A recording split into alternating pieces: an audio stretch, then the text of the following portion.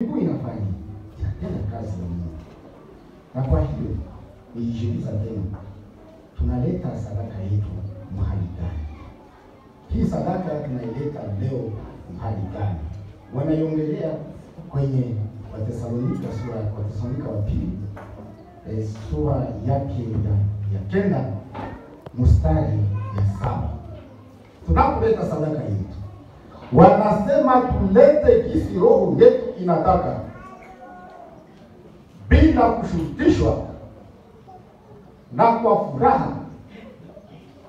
Kama ulikuja na sadaka yako, wanakufasiria namna gani unapaswa kuileta yenyewe moyo wako inataka. Hapana mtu akwambie fanya hivyo, wewe kwanza moyo wako unataka upande nini, bila kushurutishwa. Haiko kusema tu kuseme mara elfu kusudi wewe usikie na ikuwe sawa vile ni kodi. Hapana, bila wewe kushurutishwa.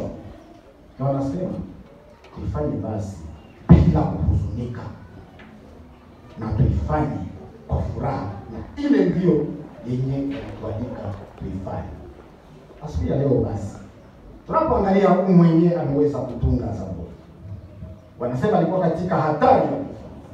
Na tunaposoma neno la leo, hii neno ni ulizo, na nilikuwa na